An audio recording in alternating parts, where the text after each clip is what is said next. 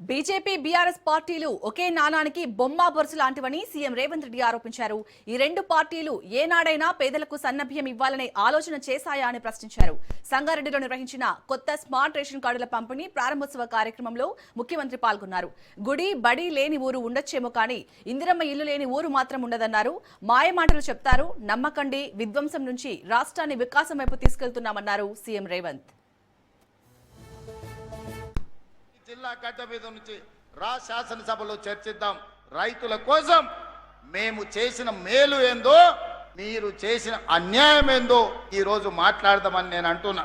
అదే విధంగా ఆనాడు ₹1,00,000 రుణమాఫీ అన్నాడు, 4 విడతలు అన్నాడు, అసలు ఇస్తా అన్నాడు, మిత్తిస్తా అన్నాడు. 2 సార్లు ముఖ్యమంత్రి అయినా ₹6,00,000 రుణమాఫీ చేయలేదు.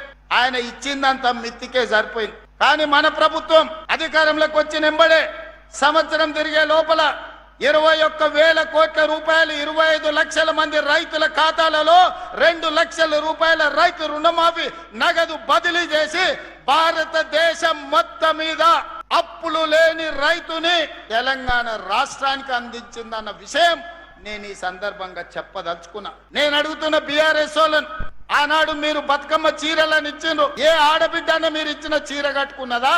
మీ బతుకు జడ బతుకమ్మ చీరల్లో కూడా కమిషన్ కొట్టి ఆ పాపానికి కొట్టుకుపోయి ఫామ్ హౌస్ లో బందీ అయి బతుకుతుండ్రు. మీరు కూడా మమ్మల్ని విమర్శిస్తారా?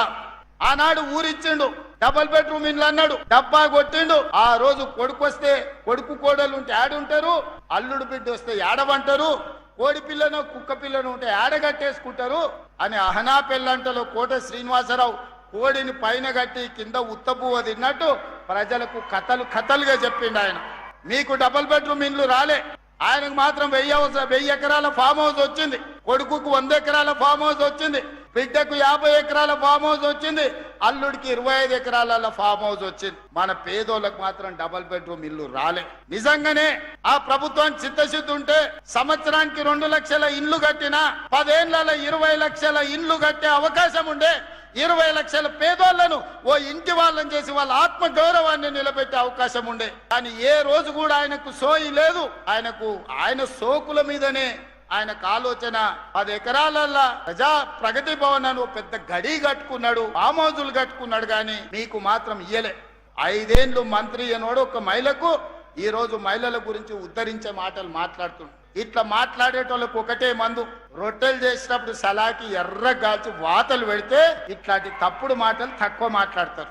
ఆనాడు తెలంగాణ ఉద్యమమే ఉద్యోగాల కోసం. మరి ఆ ఉద్యోగాలు ఇవ్వకుండా ఇంటి నిండా వాళ్ళు ఉద్యోగాలు తీసుకున్నారు. ఆయన ముఖ్యమంత్రి అయిండు, అల్లుడు మంత్రి అయిండు, కొడుకు మంత్రి అయిండు, బిడ్డ ఎంపైంది, సటకుని కొడుకు ఎంపైండు, చుట్టాలోళ్ళు బొచ్చడు మంత్రులైన కోట్ల రూపాయలు 100 కోట్లు సంపాదించుకోరు. మన పిల్లలకు మాత్రం నౌకరు ఇయ్యలే. బిడ్డను ఓడిస్తే మళ్ళీ ఇచ్చిండు, చుట్టాన్ని ఓడిస్తే మళ్ళీ ఇచ్చిండు. మనకు మాత్రం నోటిఫికేషన్లు ఇచ్చిండు, ప్రశ్న పత్రాలు అమ్ముకున్నాడు. పిల్లలకు మాత్రం నౌకర్లు ఇయ్యలే. నేను వచ్చిన మొదటి సంవత్సరంలోనే లెక్క గట్టి 70,000 పైగా ప్రభుత్వ ఉద్యోగ నియామకాలు చేపట్టినాం. మా దామాన్ని ఇప్పుడే చెప్పిండు.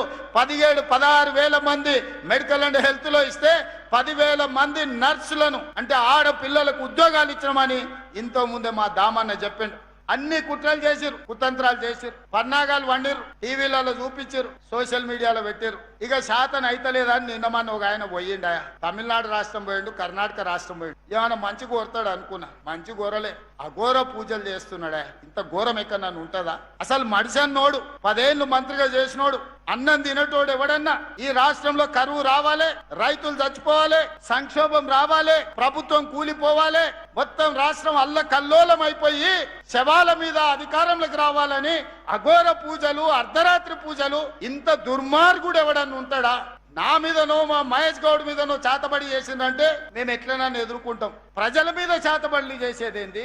ఇట్లాంటి వాళ్ళు ప్రజా జీవితానికి అర్హత ఉన్నదాన్ని నేను అడుగుతున్నా.